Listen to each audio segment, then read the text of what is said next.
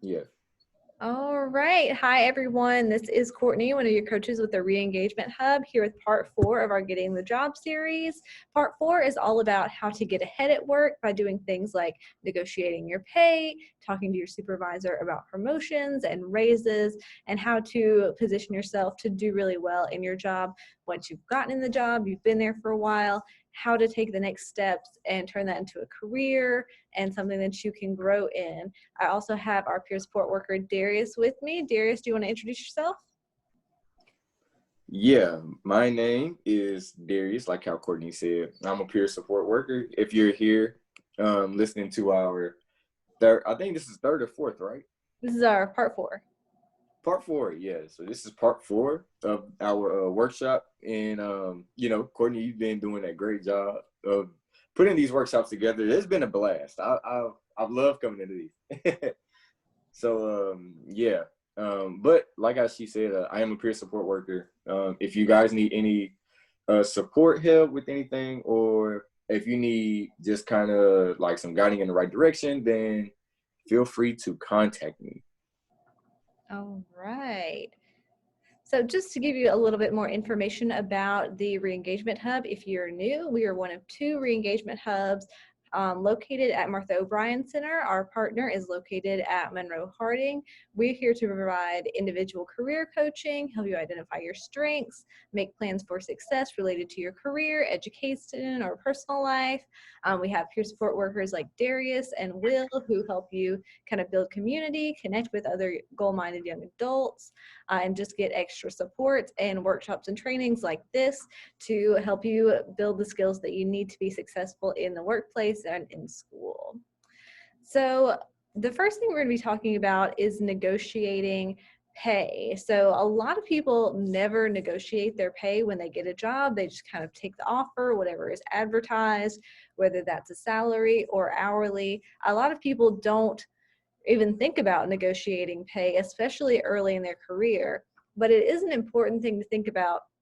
So say I get a job, they offer me $30,000 a year, but I counter and I negotiate $35,000 a year instead. So if I get promotions in the future, it'll be like a percentage of that money. So like a 15% raise from $30,000 versus a 15% raise from $35,000. It just adds up over time. Darius, have you ever been in a position to negotiate your pay? Now thinking about it, I don't think I have. I'm trying to think for any situation to where I have, but now thinking about it, I don't think so. And yeah, I really never thought about that, but I don't think I have. That's really common, especially for young people and people starting out in their first jobs and first careers, not thinking about asking for more or thinking that you're worth more. It's always good if you can put it out there that you would like more money. So we'll kind of talk about how to do that. So we have a statistic, only about 1/3 of people actually negotiate their salary when they're offered a job. And of course, starting at a higher pay rate, like we talked about, gives you more room to grow when you get raises. Sometimes like there are situations where the salary is firm and there's not room for negotiation, but most employers will state that in their offer, and it never hurts to ask. As long as you're reasonable, you can justify your request, and their answer may be no, so you can be prepared to hear no, and you may also be prepared to turn down an offer if they can't meet your pay expectations. So an important thing about negotiating pay is actually understanding your needs. So it's important to understand the market. You can use sites like glassdoor.com or even Indeed to learn starting pay and median income for positions in your area and how much salary growth there may be. So for example, we can look at Indeed.com and I put in like phlebotomy technician just to see how much the base salary is. So the average base salary in Nashville for a phlebotomy technician is $15 an hour. We can see that that is a little lower than the national average, but we can also see most people have these benefits like insurance, mileage reimbursement, stuff like that. So that's hourly. And then we can also look up For example, like CDL truck driver in Nashville. Or we can just look up. Whatever. And then we can see the average base salary in Nashville was $57,000 a year. Most of those people in that position get paid time off, a 401k, which is retirement, employee stock ownership. So you can kind of know what to expect whenever you're looking at certain jobs, or even like looking at education and training programs, how much you can expect to make in certain fields. So if I go in, say I am looking for a phlebotomy job, I'll know that that's an average base pay. So if someone offers me $10 an hour, I'll know that's maybe not a great offer, but I'll also know coming in to negotiate probably $20 an hour, I'm probably not going to get it just based on what the median or the average salary in my area is. Another important thing is to understand your financial needs. So look at your budget, how much do your bills total, and is this job going to pay enough for you to pay your bills? That's another important thing. You also may weigh in other benefits. So you might be willing to accept a lower paying job if there's another benefit, like if it is closer to your home, if it has flexible hours, if it offers benefits like childcare, you may be willing to take a pay cut to get those benefits. Or to start in a new industry. Say you've been in the same industry for 5 years, you're moving to a new industry where you don't have a lot of experience, you may be willing to take a pay cut just to get into that new industry and learn new skills, gain new experiences, and build yourself up. So Darius, what benefits or factors aside from pay would you consider before taking a job? So for me, flexibility is really important. So I might be more tempted to take a job based on having flexible hours, being close to my home versus just considering what the pay is.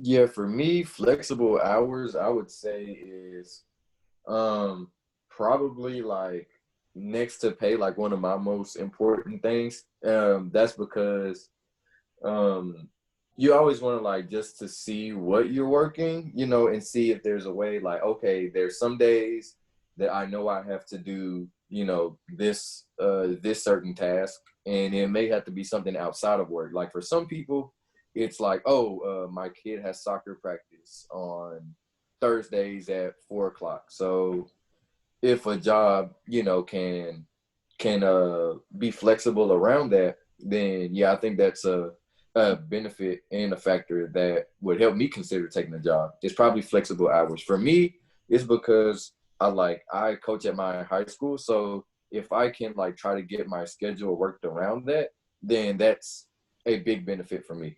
Mm-hmm.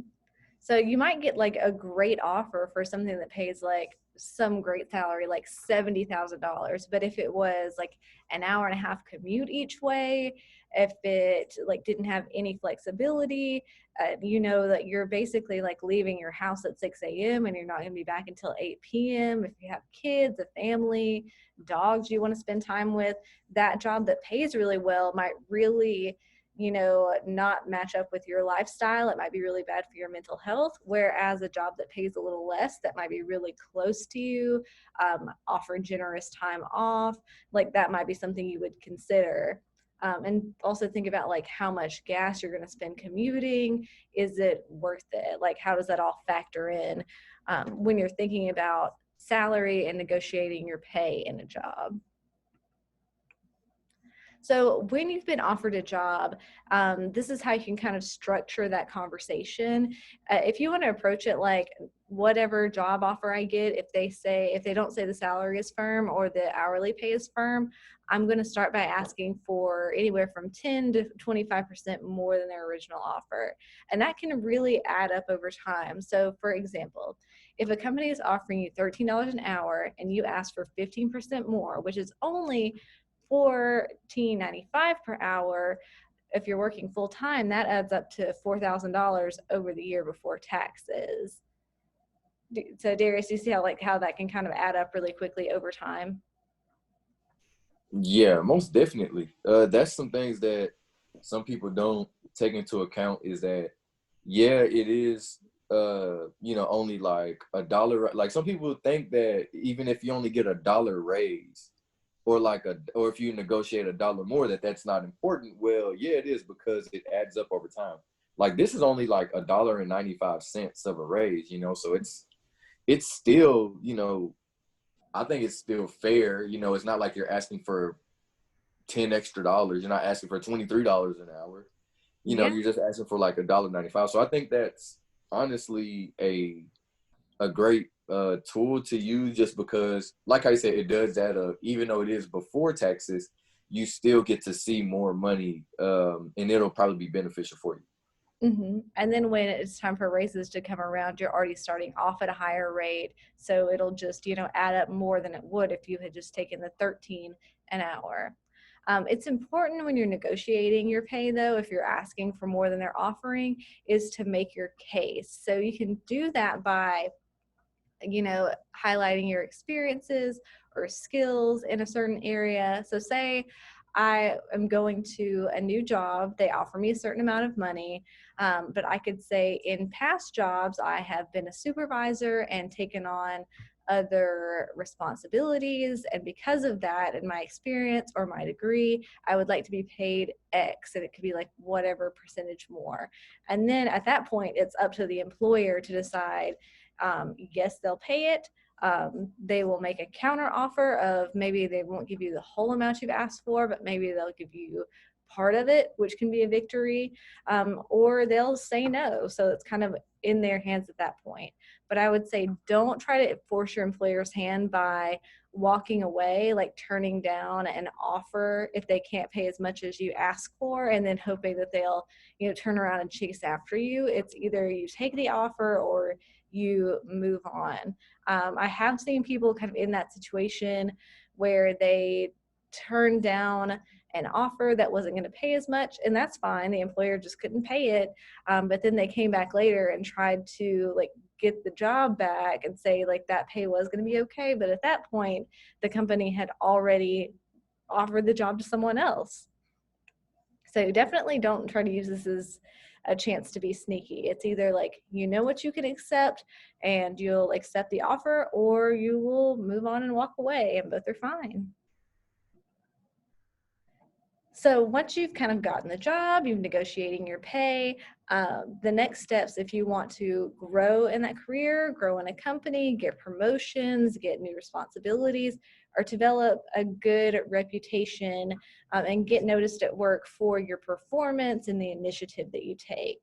So Darius, is there someone at work or in your past jobs that had a great reputation, and how did they kind of build that reputation? Um, Now thinking about it, well, obviously, like I said, I worked with high schools as a assistant coach.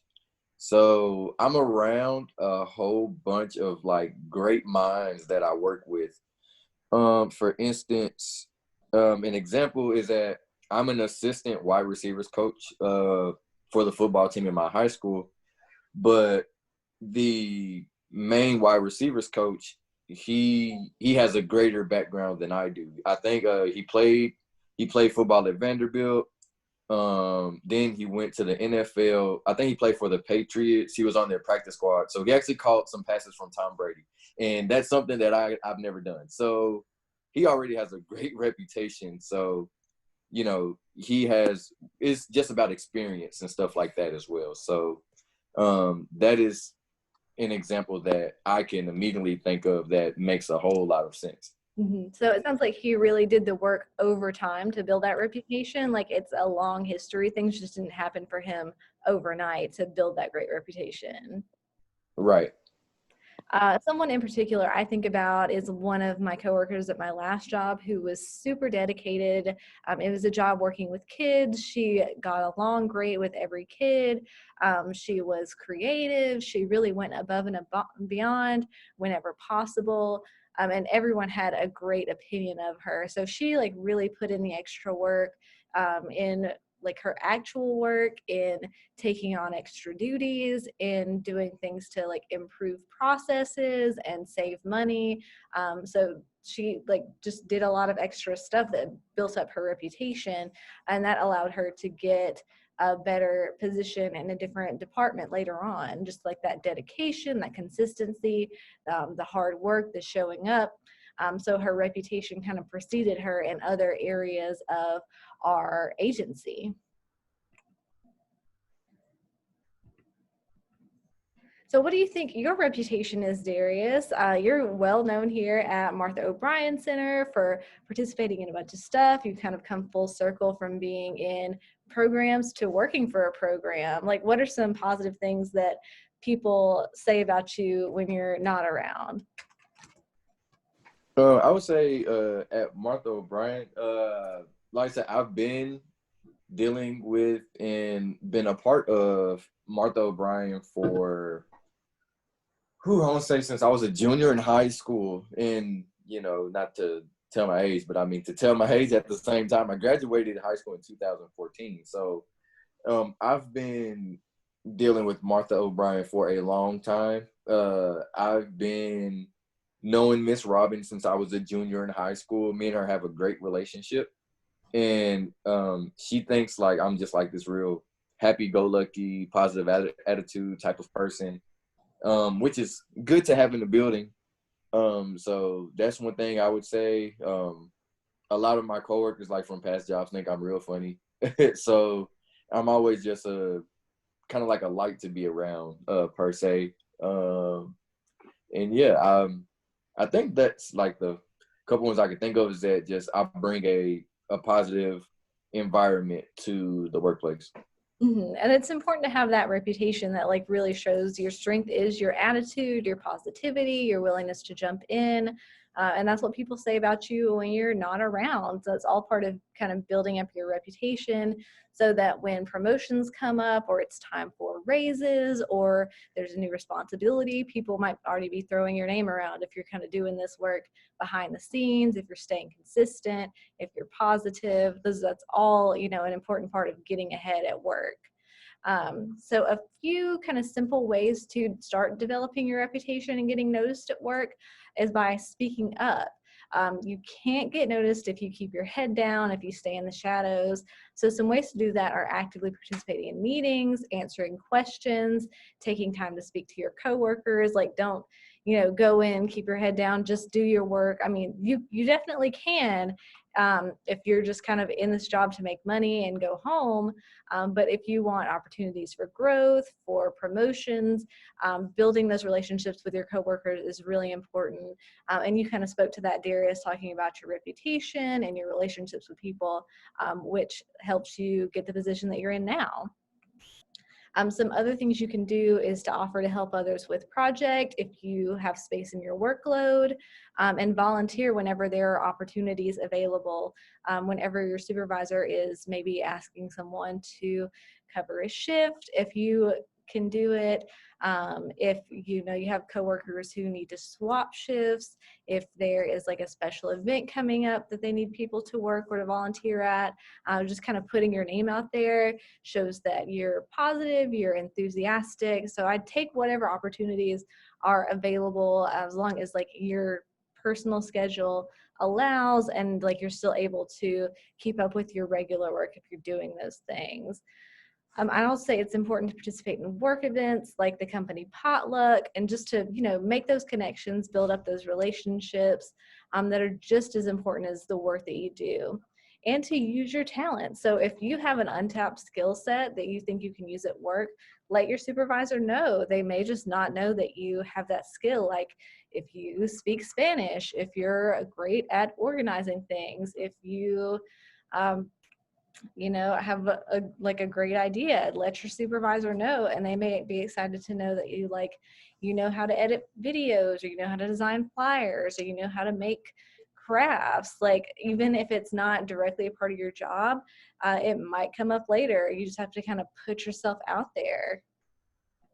I kind of have okay, I guess it kind of goes into this topic that you have up, but It kind of does, it kind of doesn't. But one thing I would like to throw out is what I would suggest is, because this happened to me whenever I had my first job and I was like 14, 15 or whatever. But what I would suggest is for anyone who's watching or listening to make sure you ask around your job and ask them about the pay cycle. And the reason why I'm saying is like not necessarily like the pay week, but like how you said when it's time for raises. Because you know, like I think in the beginning, like they won't tell you, because I remember I was working at a restaurant when I was six, with like it was like between, like I said, that 14 to 16 age range. And what I remember vividly was the fact that I didn't know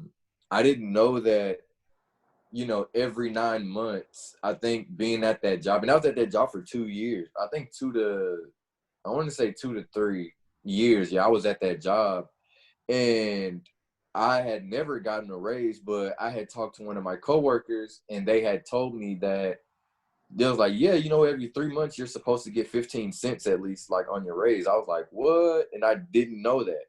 Mm-hmm. So I would say, yeah, to anyone watching, if just try to pick up and try to know if the job you work at has a specific time period for raises, or you know, mandatory type of like meetings for raises, because one of my jobs did and I never knew. Yeah, and that also points back to like your relationship. You knew that just because you had talked to your coworkers. Like you wouldn't have necessarily known to ask. But it is pretty common to have like a pay cycle, or a lot of companies will have like an annual review or a 6-month review. And that's a really good time to put it out there if you have been positioning yourself for a raise. So you can go ahead and be thinking about like, how can I have that conversation? What have I brought to the table that's different and new? What am I justified in asking for? Am I being paid fairly? So that's a great time you can kind of think about having that conversation during your annual review or your 6-month review, however your company does it. So let's talk about a little bit about positioning yourself for a promotion. So first thing is deciding what a promotion means to you. So you can kind of take a personal inventory, like what is important to you about getting promoted? Do you want to have a better title at work? Do you want to have more responsibility? Do you want to have better pay? Do you want to have more flexibility?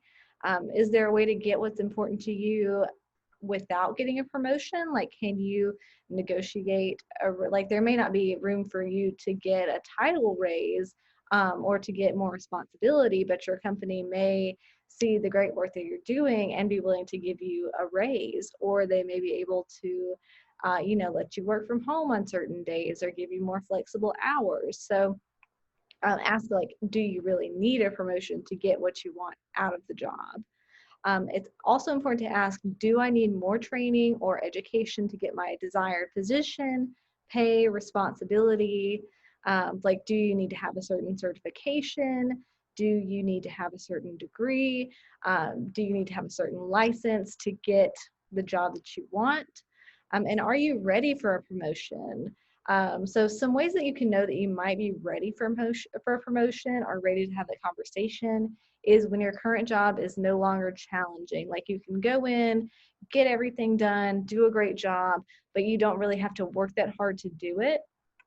If you have talents that could benefit the company that you aren't using or you're not able to use in your current role, do managers notice and compliment your performance often, or is it rare for your supervisor to bring up issues with your performance? So I'd say if you're still have things at work that you're struggling with or that you're still learning, or if your supervisor is kind of bringing issues to you regularly that you're having to resolve, issues like lateness or not meeting deadlines or not getting all your work done, then you're probably not ready yet. But if you do find that these statements are true for you, it might be something to consider. Darius, you recently kind of got a promotion from volunteering to getting hired on as a coach. Can you talk a little bit about kind of how that promotion went? Yeah. So little backstory.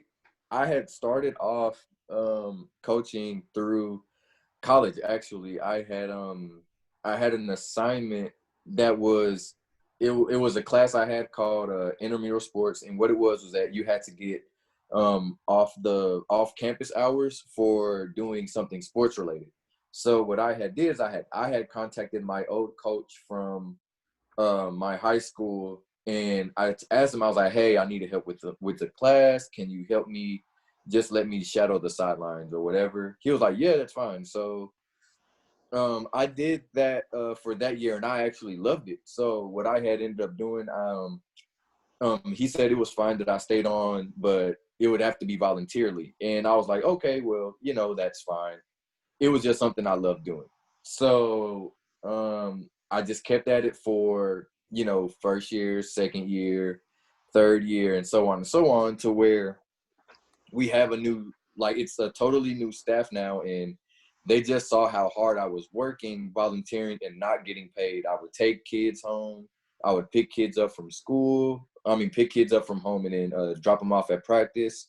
I would help do drills, help talk to the team, all that fun stuff. So they just saw how hard I was working. And my head coach had came up to me and he was like, "Hey, I know you've been here for 5 years almost, and I just want to let you know that we appreciate the work you do." And then he asked me, would you want to get paid this year? And I was like, of course. So it's really like how you guys said, it's something that you just have to keep, you know, just hard working and dedication and doing. And it makes me think, like it's kind of like with every job. Whenever you first start it, you're gonna have those bumps. It's gonna be kind of confusing, but it's gonna be worth it at the end of the day. And something one of my assistant coaches had told me as well. He was like, the longer you stay at a job, the less work you do. And that kind of spoke to me too, because it is kind of, thinking about it when you're at just your regular paying job, or this is really for anyone, is that the lower like you start, you're gonna have to work more. But one of my coaches started as like a sales rep at Verizon, but now he he's been there so long to where he coaches football on the side, and he doesn't even have to go to work that often. Like all his he just goes on a phone call for about 15-20 minutes and he's done. And it kind of speaks to that, because it's like work work less, or you get paid more but you work less, kind of, that kind of deal. So that's the good thing about promotion, is that the higher you get, it's like the less you work in a way. Yeah. um yeah, so it's kind of interesting to see how that goes. But yes, that is how my journey started, as getting a raise. Yeah, I think that's an excellent story because you demonstrating like people were noticing your commitment, they were noticing, all the extra that you're putting into it, that you kept showing up. You can apply those exact same things that Darius is talking about, how he moved from a voluntary position to a paid position. You can use that in a regular job by like just really putting in the hours, showing dedication, and your managers are really likely to notice, especially if the people around you are not taking those extra strides. So as far as positioning yourself for a promotion, I really take initiative. Don't be afraid to take on new projects that are outside of the norm for your position. Identify the things that you do well and focus your energy on those tasks. Become a master of your tasks. So if you're constantly missing deadlines, if you're showing up late, if you're struggling to get your work done, I would figure out what's going wrong or seek out support from your supervisor on how you can improve. And even if like there are times that you are struggling, if you seek out a manager or a supervisor and let them know what's going on and that you want help improving, I think that'll make a bigger impression than just like trying to figure it out, or just kind of like going along and hoping that you don't get noticed for the things that you're doing wrong. Like it takes a lot of courage to recognize an area that you're weak in and ask for support. And then I'd also like just talk to your supervisor along the way, let them know that you're interested in growing or interested in being promoted, and ask what they need to see from you to make that happen. Like that might bring up some blind spots for you. Like they may say, um, I've noticed that you do this really well, but I noticed that you may need improvement in this area, but that might be something that you haven't thought about before. And they may start you off with some extra responsibilities, just to kind of like see how you'll do, or give you a trial run, like what a promotion might look like for you. So we'll kind of move on from that. So when you're preparing for the ask, I'd look around you. Do you see people at your company tend to have upward trajectories? Like, do you see people around you growing, taking on new responsibilities, getting promotions? And if you don't see that, it may let you know that that's not something that is available. Like some companies, unfortunately, don't prioritize growing their workers, but some really do. But then I'd kind of explore my options, like what's available at your company? What does it mean for you to get a promotion? Would you possibly leave to get a higher position? And then you can kind of start having conversations with your supervisor in advance. Like it shouldn't be a surprise to your supervisor when you come to them looking for a promotion. But I definitely seek out time to have regular meetings with your supervisor, whether that's like a weekly check-in or a couple times a month where you can get feedback. And when you receive feedback, actually utilizing that. Like if they say you need to work on your organization, or you need to work on your punctuality, or turning things in on time, actually make those improvements.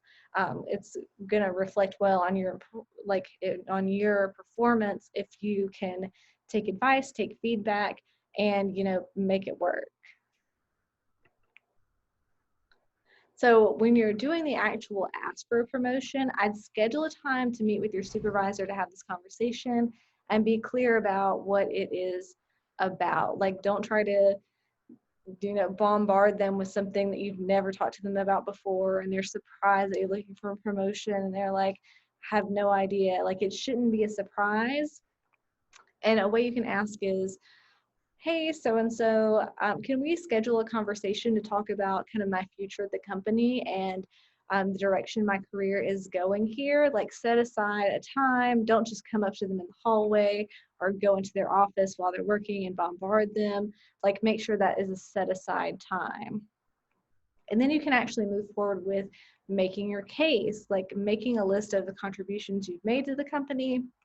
Like if you improved a process, if you implemented a new idea, if you did something to save money or time, or just highlight other ways that you've gone above and beyond what's required of you in your position.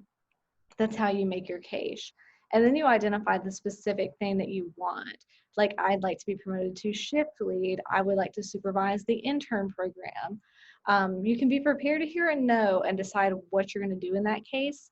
And then you can try again. Like a no is not necessarily a no forever. So that kind of it goes over the whole like how to get ahead at work, how to negotiate pay, how to negotiate a promotion by taking initiative, building relationships, not being afraid to put yourself out there. Darius, do you have any other thoughts about promotions, raises, negotiating pay, anything like that? I really I don't, but something that kind of I thought about was that if you guys are like applying for jobs and they have like recommended salary, what I like always like would do whenever I would fill out applications was to always put the term negotiable instead of just giving like a flat rate. Because at that point I think you're kind of sealing yourself for that level of like not necessarily growth, but you're kind of like sealing your pay at that level. So what I would do is say negotiable, and then that way the company, they have to kind of, throw a certain figure out there, where at that point you can say, like how we said it earlier, is that I have experience at this, so maybe I feel like I should get paid, a little bit more because I have this. So don't settle yourself for, a certain number. If you feel like you're worth it and that you can actually do it, then go ahead and, write negotiable and then have them negotiations with your company. So that's something that I would do if I had any um, advice to give. Yeah, I mean, a lot of companies are open to negotiation. It's always something you can explore. You can be prepared to hear no, but you might just hear a yes, so it can be worth it. Well, thanks so much for attending, Darius. If you're watching this after the fact and you're interested in enrolling in the Re-Engagement Hub, I will put some contact info wherever this video is. You're welcome to follow us on social media to learn more about what workshops we have coming up, what events we have coming up, and to connect with other goal-minded young people. Well, thank you all so much for watching, and y'all have a great day. See ya. Goodbye.